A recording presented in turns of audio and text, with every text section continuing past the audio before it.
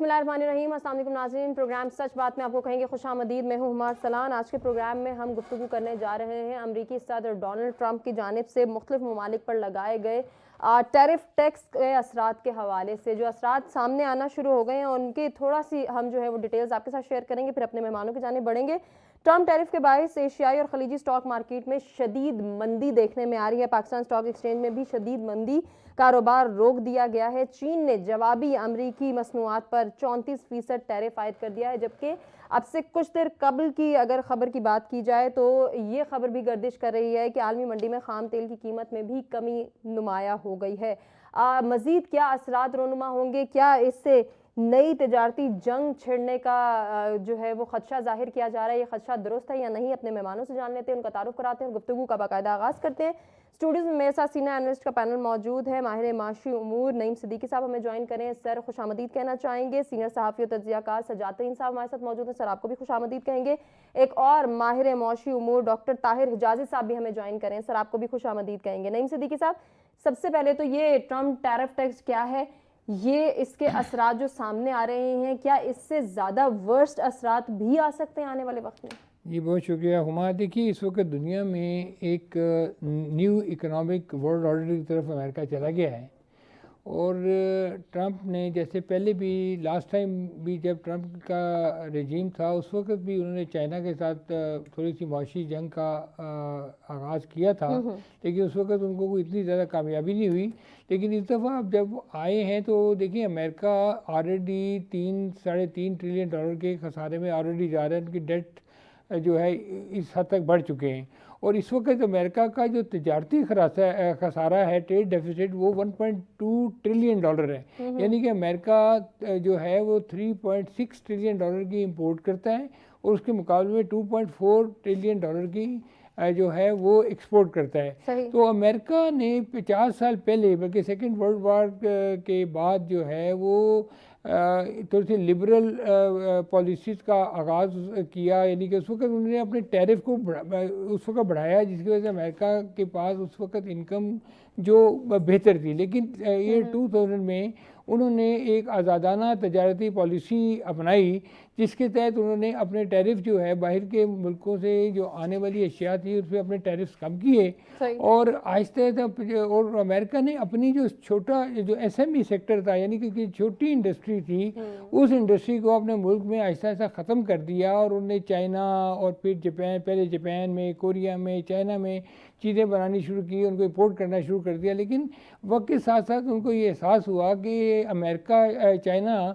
जो इस वक्त दुनिया का नंबर 1 ट्रेडर है, यानी कि 4.5 ट्रिलियन डॉलर की वो एक्सपोर्ट करता है और अमेरिका सबसे बड़ा इस वक्त चाइना का बायर है। यानी कि अगर 3.6 ट्रिलियन डॉलर की चाइना की ऐसे अमेरिका की अगर इंपोर्ट है तो उसमें आधी जो है वो चाइना से है। तो चाइना अब एक मुआशी जो है थ्रेट है अमेरिका के लिए। तो अब अमेरिकन ने एकदम अब्रप्टली जो जितने टैरिफ जिस मुल्क ने अमेरिका पे लगाए हुए थे उसका हाफ जो है वो अमेरिका ने उन पर टैरिफ लगा दिया। जैसे पाकिस्तान है, उसके ऊपर 58% पाकिस्तान का टैरिफ था, तो उन्हें पाकिस्तान पे 29% लगा दिया। इसी तरह मुख्तलिफ मार्केटों में दुनिया में उन्होंने टैरिफ का कि ताकि हमारे मुल्क में जो है वो जो हमें रेवेन्यू जो जनरेट करने में मुश्किल पेश आ रही है, हम रेवेन्यू जनरेट, अब इसका जो इम्पेक्ट है वो इतना सडन है कि पूरी दुनिया में इस वक्त एक मुआशी डिज़ास्टर जो है वो हरिकेन आ गया आप कह लें और पूरी दुनिया की मैशत जो एक हफ्ते के अंदर आपने देखा कि आज मार्केटों ने बहुत ज़्यादा जो है वो एक्सप्रेस किया है और सुबह ऑस्ट्रेलिया की मार्केट 5%, हांगकांग की मार्केट अब जो है वो पिछले 40 साल में इतनी मार्केट नहीं गिरी जितनी आज हांगकांग की मार्केट गिरी। जापान की मार्केट 4%, कोरिया की मार्केट 5% और करते करते जो है पाकिस्तान की मार्केट आप देखें कि आज हिस्ट्री का ड्रॉप हुआ है। यानी कि 8,400 पॉइंट पाकिस्तान की मार्केट ड्रॉप हुई है। आज फिर रिकवरी करते करते 3,400 पे वो बंद हुई है। लेकिन इसका जो देखा जाए तो इस टैरिफ लगाने से पहले झटके में अमेरिका में 20 ट्रिलियन डॉलर की मार्केटें बैठी हैं और ओवरऑल तकरीबन जो है ना $60 ट्रिलियन दुनिया में जो है ना लोगों का पैसा जो है वो वाइप आउट हो गया है इस वजह से। लेकिन हम जो देख रहे हैं वो ये देख रहे हैं कि ट्रम्प के जहन में क्या है, वो इतने सर वो आपसे जानेंगे कि ट्रम्प के जहन में क्या है। मैं जरा सजातरीन साहब से भी गुफ्तगू करना चाहूँ। सजातरीन साहब, अभी जिस बात को मैंने नईम सिद्दीकी साहब को रोका है, मैं चाह रही हूँ वो कंटिन्यू आप करें। ट्रम्प के जहन में क्या है और क्या ट्रम्प जो चाहता है वही होगा? देखें, बात ये ट्रम्प जो कुछ कर रहा है ना, ये तो उसने अपनी इंतखाबी मुहिम के दौरान बहुत सारी बातें कही हैं। अब असल वजह ये आप ये देखें कि ये पूरी दुनिया भर में हो क्या रहा है। सही। बुनियादी वजह ये है, ये जो कैपिटलिज्म है, जो सरमायादाराना निज़ाम है ना, ये अपने खात्मे की तरफ जा रहा है। सिर्फ अमेरिका नहीं, पूरी दुनिया आप देख लें कि बहरान का शिकार हो गई है। और हफ्ते दो हफ्ते की बात है, कोई लंबे ज़्यादा नहीं है। अभी स्टॉक मार्केटें आज खुली हैं ना ईद के बाद, हमारी भी, बाकी भी, और बड़ी बड़ी जो मजबूत स्टॉक मार्केट थी वो बैठ गई हैं। बिल्कुल ऐसे। तो बुनियादी तौर पर ये जो सरमायादाराना निज़ाम है ये अब अपने एंड की तरफ जा रहा है। आपको नया निज़ाम देखना पड़ेगा, आपको नई चीज़ देखनी पड़ेगी। मैं समझता हूँ कि इस निज़ाम में अब शक्कत नहीं रही कि इंसानियत की फलाह बहबूद के लिए, इंसानियत की भलाई के लिए कुछ किया जा सके। अमेरिका जो है उसने बहुत ज़माने तक, बहुत अरसे तक असला बेचा, असले की फैक्ट्रियाँ लगाई। अमेरिका दुनिया में वाहिद वो मुल्क है जिसकी जंगें भी जो है प्रॉफिट में जाती थीं। वो जंगें क्रिएट करता था, जंगें लड़ता था, साजो सामान बेचता था और उसकी जंगें मुनाफा बख्श होती थी। ये वाहिद मुल्क है दुनिया का, वरना जंगों की वजह से लोगों को नुकसानात होते थे। अब जो सूरत हाल बनी है, ट्रंप जो उसकी अमेरिका की मैशत बेहतर करने के लिए जो इकदाम कर रहा है, उसके नेगेटिव इम्पैक्ट जो है अमेरिका पर भी पड़ रहे हैं, यूरोप पर भी पड़ रहे हैं, और हम जैसे मुल्क तो पहले ही आपको पता है कि सूरत हाल हमारी क्या है। तो ये जो है ना, ये निज़ाम बुनियादी तौर पर जो ख़राबी है, जो प्रॉब्लम क्रिएट हो रही है, वो इस निज़ाम में हो रही है कि ये निज़ाम जो है, देखें कोई भी निज़ाम हो ना, वो एक चलता है, बहुत बहुत साल चलते हैं। मतलब गुलामदारी निज़ाम चला, जागीरदारी निज़ाम चला, शहनशाहियत का कई कई हज़ार साल निज़ाम चले, ये भी 400-500 साल से चल रहा है सरमायादारी भी। लेकिन अब आप कह रहे हैं कि इसमें इतनी सख्त नहीं है कि ये कंटिन्यू रह सके। सर इस जानिब आएंगे दोबारा। डॉक्टर ताहिर साहब, मैं आपसे कंटिन्यू करना चाहूंगी। सर अभी जिस तरह से नईम सिद्दीकी साहब ये कह रहे थे कि इस वक्त दुनिया भर में हम ये देख रहे हैं कि ट्रंप के इस इकदाम के बाद मौशी हलचल का सामना है तमाम ममालिक को, ये हलचल, इसका एंड रिजल्ट क्या देख रहे हैं सर? शुक्रिया जी, बिस्मिल्लाहिर्रहमानिर्रहीम। ये बहुत ही अच्छी डिस्कशन सज्जाद साहब ने, नईम साहब ने की और तकरीबन इसको कवर कर दिया। दरअसल जो कैपिटलिज्म की बात कर रहे हैं वो बुनियादी तौर पे सूद के निज़ाम पे कायम है, और वो एक कहते हैं, हम पढ़ा करते थे कि नाइफ एज प्रॉब्लम, कि जिस तरह के आप चाकू की धार के ऊपर खड़े हैं और हर वक्त आपको सूद को बैलेंस करना पड़ता है। अब जब निज़ाम में किसी किस्म का ताश पैदा होता है तो उसको वापस अपनी जगह पर लाने के लिए बहुत सी हलचल मच जाती है। वो जो हम नजर आ रहे हैं कि पहले दिन स्टॉक एक्सचेंज कम गिरी, दूसरे दिन उससे ज्यादा गिरी, तीसरे दिन उससे ज्यादा गिरी। इसका मतलब यह है कि जो इंस्टेबिलिटी बढ़ती जा रही है, और मेरे ख्याल में अमेरिका ने बहुत गलत किस्म के इकदाम किए हैं। असल में उनको टैरिफ अगर चेंज भी करना था तो स्टेप वाइज करना चाहिए था, 5% करते, 10% करते। ये इकट्ठे करने से उसे दुनिया की मईशत को बहुत धचका मिला है, और ये रिकवरी जो है ना, अमेरिका के लिए खुद सबसे बड़ा मसला बनेगा, क्योंकि अमेरिका के पहले ही डेफिसिट में है, ये डेफिसिट और बढ़ेगा और अमेरिका जो है अपने को रिकवर नहीं कर सकेगा। और हमारी जिस तरह ट्रेड है पाकिस्तान की या दूसरे मुल्क की, अमेरिका में जो टैरिफ से कीमतें बढ़ेंगी तो उसके नतीजे में डिमांड फॉल करेगी, वहाँ के लोग खरीदारी कम करेंगे, उससे दुनिया की मार्केट में डिमांड गिरने से एक और इंतशार पैदा होगा, जिससे कि अनएम्प्लॉयमेंट क्रिएट होगी बहुत ज़्यादा दुनिया में, और एक क्राइसिस के में रोल इन कर दिया है उन्होंने। और ये मैं समझता हूँ अमेरिका में हमेशा ही देखते हैं कि वो जब भी कोई ऐसा कदम लेते हैं तो सारे माहिर माशियात बैठ के फैसला करते हैं कि क्या करेंगे, उसका रिजल्ट क्या आएंगे, लेकिन लगता है ये बहुत हरीडली किया गया है और इसका बहुत नुकसान होगा दुनिया भर की इकोनॉमी। सर क्या ये उम्मीद या तवक्को की जा सकती है कि नई तिजारती जंग दुनिया में फैलने का या छिड़ने का खदशा है? नहीं, तिजारती जंग तो अब आपको पता है कि हर वक्त लगी रहती है, बड़ी ये कोल्ड वॉर की तरीके से होती है और ये लगी रहती है। अब जो जिस तरीके से पाकिस्तान के भी माहिरीन कह रहे थे कि अब नई मार्केट्स तलाश करने जाएंगे, अब इस बुनियादी तौर पे ये एक हलचल तो मच गई है कि तमाम जो आराम से बैठे हुए थे अब वो ढूंढ रहे हैं दूसरी मार्केट्स कौन सी हैं और कहाँ पर कीमत उनको रिकवर हो सकती है। तो जंग तो पहले ही मौजूद थी, लेकिन हर मुल्क अपनी जंग में पूरी तरह एक्टिव था, लेकिन वो खामोशी से चल रहा था। अब ये है कि एक पैनिक की सिचुएशन क्रिएट हो गई। ठीक है, ये पैनिक की सिचुएशन किस जानिब जाएगी, या इसका वर्स्ट इम्पैक्ट आ सकेगा या बेहतर इम्पैक्ट आएगा, अमेरिका जो चाहता है वो हो सकेगा या नहीं, इन तमाम सवालों के जवाब लेंगे एक छोटे से ब्रेक के बाद। जी वेलकम बैक नाज़रीन, प्रोग्राम में एक मतलब फिर से आपको कहेंगे खुशामदीद। अमरीकी सदर डोनाल्ड ट्रंप की जानिब से टैरिफ टैक्स आयद करने के जो असरात हैं उनको हम डिस्कस करें। नईम सिद्दीकी साहब, ब्रेक पे जाने से पहले जो बात हो रही थी उसको मैं कंटिन्यू करना चाहूँगी। अब पाकिस्तान क्या स्ट्रैटेजी अपनाएगा, क्योंकि अब तक की इतलात यही है कि वज़ीर आज़म की जानिब से एक कमेटी तश्कील दी गई है, एक वर्किंग कमेटी है, एक स्टीयरिंग कमेटी है। ये जो है अब मुज़ाकरात करने जा रहे हैं अमेरिका से, क्या ये मुज़ाकरात कामयाब होंगे? ये देखिए, पहले तो ये बात है कि समझने की बात है कि टैरिफ क्यों लगाए जाते हैं। बेसिकली टैरिफ इसलिए लगाए जाते हैं कि उससे जो मुल्की सनत है उसको फ़रोग देना मकसद होता है, ठीक है, ताकि हमारी जो अपने मुल्क की इंडस्ट्री है वो स्ट्रांग हो। अमेरिका में भी अगर आप देखें ना, तो पहले अमेरिका की मेजर इनकम जो थी वो टैरिफ की वजह से थी। जैसे 1860 में इनका 30% टैरिफ होता था। फिर 1930 में जब ये स्मॉर्ट हार्ली एक्ट आया तो उसमें फिर इन्होंने इसको तकरीबन 19% किया। फिर 2019 में जब ट्रंप की हुकूमत थी, शायद लोगों को याद नहीं है, उसमें भी 13.78% जो है ना ये नाफिज किया गया था। अब उसके बाद फिर जब बाद में 1.47 पे कर दिया। अब जब दोबारा हुकूमत आई है तो अब इन्होंने 10% की पॉलिसी का नफाज किया है। अब जहाँ तक पाकिस्तान का तल्लक है, देखिए पाकिस्तान का जो अमेरिका पाकिस्तान का सबसे बड़ा जो इंडिविजुअल ट्रेडिंग पार्टनर है, ठीक है, यानी कि हमारी एक्सपोर्ट $5.2 बिलियन की जो हमारी, जिसमें मेजॉरिटी जो है ना वो टेक्सटाइल है, एपरल्स हैं, टावल्स हैं, इस किस्म के केमिकल्स हैं, ये अशिया हम एक्सपोर्ट करते हैं। और अमेरिका से हम जो है $2 बिलियन की इंपोर्ट करते हैं। और भी गवर्नमेंट ऑफ पाकिस्तान अब अमेरिका से $1 बिलियन की कॉटन इंपोर्ट करने लगी है, ताकि हमारा वो जो ट्रेड डेफिसिट है उसको थोड़ा सा अमेरिका के हक में बेहतर किया जाए। अब इस वक्त पाकिस्तान की सिचुएशन ये है कि पाकिस्तान पर 29% टैरिफ तो लगा है, लेकिन जो पाकिस्तान के जो पीयर कंट्रीज़ हैं जो कि हमारे साथ अमेरिका के साथ ट्रेड में हमारे कंपटीटर हैं, उसमें एक इंडिया है, बांग्लादेश है, वियतनाम है, कंबोडिया है, ये वो मुल्क हैं जो ये प्रोडक्ट्स जो है, चाइना भी उनमें शामिल है। लेकिन उसमें सिर्फ एक इंडिया एक ऐसा मुल्क है जिसका टैरिफ हमसे 3% जो है वो कम है।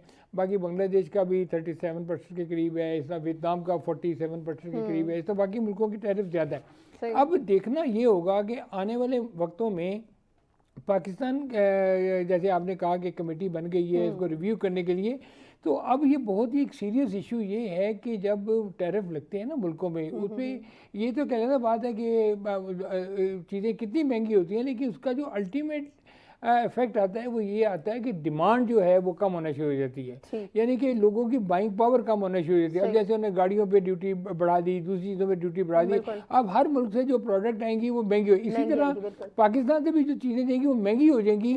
और पाकिस्तान ऑलरेडी चूँकि सबसे बड़ा ट्रेडिंग पार्टनर हमारा इस वक्त अमेरिका है, उसके बाद हमारा यूरोप है, तो अगर हमें कुछ परसेंट भी उस पर इफेक्ट हुआ तो पाकिस्तान को जो है उसमें प्रॉब्लम्स होंगे।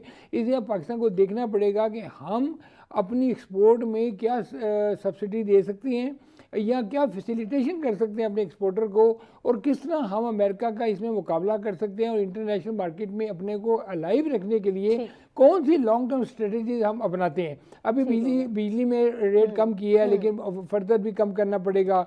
इस तरह और भी ऐसी फैसिलिटीज आपको देनी पड़ेगी। फिर आपको अपनी कॉस्ट ऑफ प्रोडक्शन का कि हम ये सारी चीज़ें कर सकें। मैंने देखिए, पहली बात तो ये है कि आपके नाज़रीन के लिए मैं ये बता दूं कि पाकिस्तान का अमेरिका की जो इंपोर्ट में जो शेयर है ना वो 0.18% है, ठीक हो गया। ये बड़ा कम है उस लिहाज से। तो पाकिस्तान को मैं नहीं समझता कि बहुत ज़्यादा मुश्किलात आएंगी, थोड़ी आएंगी, लेकिन अगर अमेरिका देखे, दुनिया का सबसे बड़ा ट्रेडिंग, दुनिया के हर मुल्क का सबसे बड़ा ट्रेडिंग पार्टनर अमेरिका, सबसे बड़ी मार्केट अमेरिका है, चाहे वो स्टॉक मार्केट है, चाहे वो इंडस्ट्री की मार्केट है, कंज्यूमर की मार्केट है, फूड की मार्केट, सारी मार्केटों में वो सबसे बड़े हैं। तो सबसे बड़ा इम्पैक्ट तो आने वाला है अमेरिका पे। अब वो ये सोच रहे हैं कि अब हम ये जो वो तहफ़्फ़ुज़ देना चाहते हैं अपनी लोकल इंडस्ट्री को जो बिल्कुल ख़त्म हो गई है, और वो वहाँ पे एम्प्लॉयमेंट जो है वो बिल्कुल ही आहिस्ता आहिस्ता ख़त्म हो रही है। तो वो अगले 5 से 10 साल की प्लानिंग है और ट्रम्प की पूरी कोशिश होगी कि वो अगली टर्म को भी ले ताकि वो अपनी पॉलिसीज़ को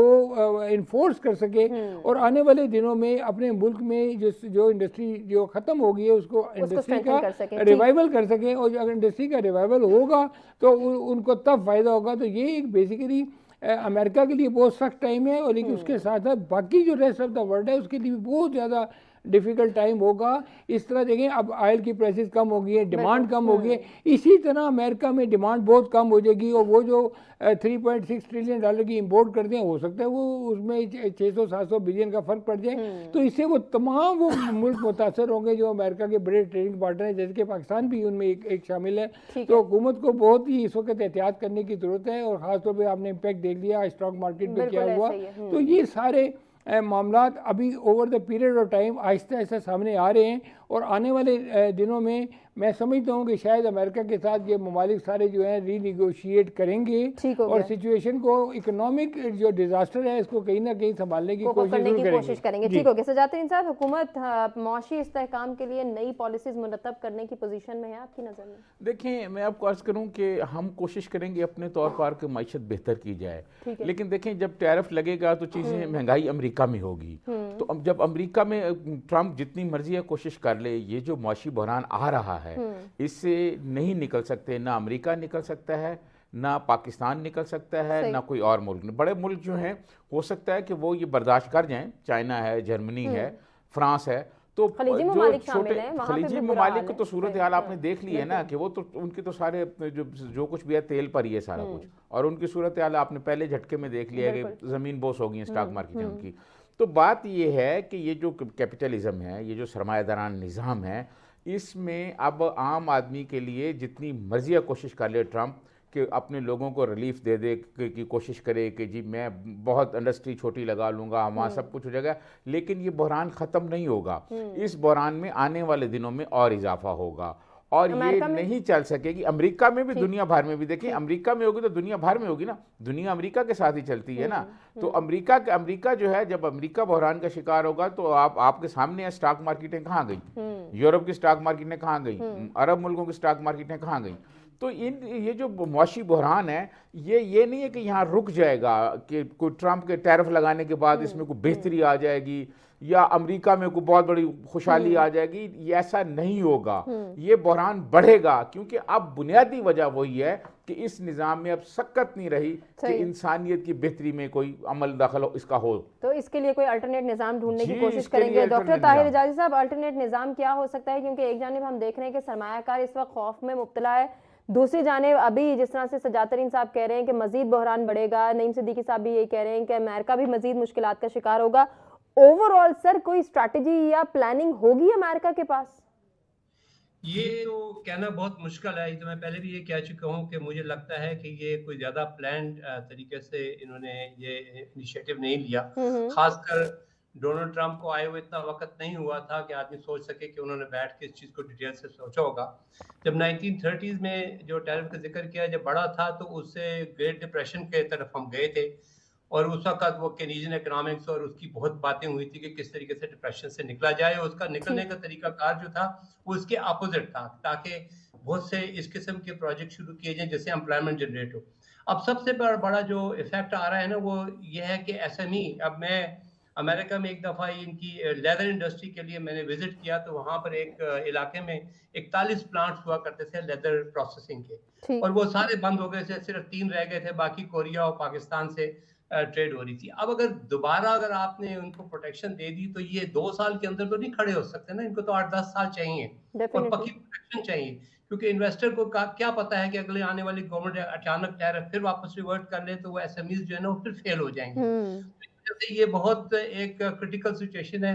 अमेरिका क्या अपने इन्वेस्टर्स को इतना कॉन्फिडेंस दे सकेगा? मेरे ख्याल में बहुत मुश्किल है। दूसरी बात जो हमारे इससे बड़ा अहम है वो पाकिस्तान के लिए एक बहुत बड़ा वेकअप कॉल है। वेकअप कॉल बेसिकली ये है कि हम एक्सपोर्ट प्रमोशन की बात कर रहे हैं और इंपोर्ट सब्सिट्यूशन की बात नहीं कर रहे। इस वक्त दुनिया में सबसे बड़ी वही इकोनॉमी स्टेबल होगी जिसके अंदर इंपोर्ट सब्सिट्यूशन ज्यादा है और वो अपने प्रोडक्ट्स खुद बना रहा है। मिसाल के तौर पर पाकिस्तान में ऑयल की एक्सपोर्ट एक बहुत बड़ा वो है, हमें फौरी तौर पर सोलर इलेक्ट्रिफिकेशन के ऊपर और सोलर गाड़ियों पे और सोलर बसेस पे और सोलर मोटरसाइकिल पे जाकर हमें फौरी तौर पे ऑयल के ऊपर डिपेंडेंसी कम करनी पड़ेगी, क्योंकि जो क्राइसिस आ रहे हैं इसमें अनएम्प्लॉयमेंट सबसे बड़ा प्रॉब्लम होना है। तो लोकली इंडिजिनस फॉरेस्टेशन के प्रोजेक्ट्स में जाएं या कुछ और प्रोजेक्ट में हमें इमीडिएटली एम्प्लॉयमेंट जनरेट करनी पड़ेगी, क्योंकि जो बाहर से पैसा आके जो एम्प्लॉयमेंट क्रिएट कर रहा था वो बहुत स्लो हो जाएगा। सही। तो हमें इंडिजिनस सोचना और ये वेकअप कॉल है कि हम भी बहुत बड़े रिसेशन का शिकार हो सकते हैं अगर हमने फौरी तौर पे अपनी लोकल इंडस्ट्री को, लोकल प्रोडक्ट्स के की डेवलपमेंट के ऊपर ज्यादा फोकस ना किया, खासकर वोकेशनल ट्रेनिंग पे फोकस ना किया। तो ठीक हो गया सर, मजीद सॉल्यूशंस भी जानेंगे आप तीनों मेहमानों से। हमें चूंकि कहा जा रहा है कि एक ब्रेक की जाने बढ़ना है, ब्रेक से वापस आते हैं, डिस्कशन को आगे बढ़ाते हैं। बैक जी प्रोग्राम में एक मरतबा फिर से आपको कहेंगे खुशामदीद। डॉक्टर ताहिर साहब, आपसे गुफ्तगू का आगाज़ करेंगे। सर, सॉल्यूशंस की जानिब हम आ रहे थे और स्पेशली बात करते हैं कि पाकिस्तानी हुकूमत अब क्या स्ट्रेटजी अपना सकती है, किस तरह से आवाम को भी रिलीफ देने की प्लानिंग कर सकती है, क्योंकि एक जानिब हमारे पास ये खबर भी है कि पाकिस्तान का मजमूई कर्जा 74,000 अरब से बढ़ गया है। तो सर, अब क्या पाकिस्तान इस पोजीशन में होगा कि वो एक्सपोर्टर्स को इनकरेज कर सके या रिलीफ की जानिब आ सके? देखिए जी, पाकिस्तान का तो मैंने जिस तरह कहा कि वेकअप कॉल है हमारे लिए कि हम इंपोर्ट सब्स्टिट्यूशन के ऊपर फौरी तौर पे जाएं, क्योंकि हमारी जो अनएम्प्लॉयमेंट इज हाई और जब तक हम इंपोर्ट सब्स्टिट्यूशन की तरफ नहीं जाएंगे तब तक हम जॉब्स क्रिएट नहीं कर सकेंगे। सही। और जो सबसे इम्पोर्टेंट बात जो नईम साहब ने की, सजाद साहब ने की कि अल्टरनेटिव निज़ाम की बात है, बात अल्टरनेटिव निज़ाम तो ऑलरेडी प्लेट में है। पाकिस्तान में बैंकारी को पार्शली इस्लामाइज किया गया है और सूद को रिप्लेस किया गया है प्रॉफिट शेयरिंग के ऊपर। वो निज़ाम है, क्योंकि दुनिया में जो सबसे बड़े क्राइसिस पैदा हो रहे हैं वो बिल्टअप हो रहा है कि सूद दर सूद चल रहा है। सही। अगर सूद की जगह प्रॉफिट शेयरिंग आ जाएगा तो सूद सिर्फ उसी वक्त देना पड़ेगा जबकि आगे प्रॉफिट होगा। वो मतलब यह है कि सूद में प्रॉब्लम यह है कि सूद आपको देना पड़ता है चाहे नफा हो या नुकसान, जबकि इस्लामिक निज़ाम, इस्लामिक ट्रांजैक्शन सिस्टम में कहते हैं कि अगर नफा होगा तो आप देंगे, अगर नफा नहीं होगा तो बैंक नहीं लेगा, अगर ज्यादा नफा होगा तो बैंक ज्यादा लेगा। तो अल्टरनेटिव निज़ाम तो मौजूद है और उसको हमें प्रमोट भी करना चाहिए, लेकिन बुनियादी तौर पर पाकिस्तान में जो अनएम्प्लॉयमेंट का प्रॉब्लम है उसको सॉल्व करने के लिए हमें बड़े सीरियसली इनवर्ड सोचना पड़ेगा। हम बाहर की तरफ देखते हैं कहाँ से वर्ल्ड बैंक का पैसा आएगा, कहाँ से यूएन वाले प्रोजेक्ट्स करेंगे। हमें खुद सोचना पड़ेगा कि हम फॉरेस्टेशन जैसे ऐसे प्रोजेक्ट शुरू करें जिससे कि मास लेवल पे लोगों को जॉब्स क्रिएट हो। और ये हमारे लिए एक बहुत जरूरी एक वेकअप कॉल है, क्योंकि इससे जो सबसे बड़ा नुकसान पाकिस्तान को होने वाला है वो अगले 5-6 साल में अनएम्प्लॉयमेंट बेहतर बढ़ जाएगी, अनएम्प्लॉयमेंट बढ़ जाएगी। सर, जिस तरह से आप बात करें, नईम सिद्दीकी साहब आपकी जानिब आएंगे कि अभी सर कह रहे हैं कि आने वाले वक्त में पाकिस्तान को जो मेजर इम्पैक्ट आएगा वो ये आएगा कि अनएम्प्लॉयमेंट रेट बढ़ जाएगा, और हल्की जानिब जब आते हैं तो वो ये कहते हैं कि इंपोर्ट्स का सब्स्टिट्यूट देखना पड़ेगा। लेकिन सर, अब सवाल वहीं पे आता है कि जब हम सब्स्टिट्यूशन की जानिब आते हैं, जब हम अल्टरनेट ढूंढते हैं, तो फिर इंडस्ट्री को बेहतर बनाना वाहिद ऑप्शन है। क्या हम इस पोजीशन में हैं?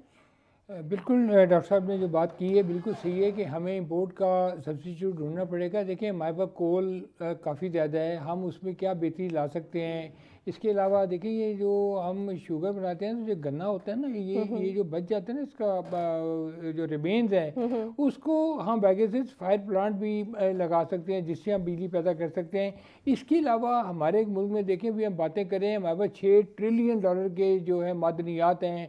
अभी आपका कल मिनरल एंड इन्वेस्ट फोरम हो रहा है, फिर आपका रिक्रूटिक्स है।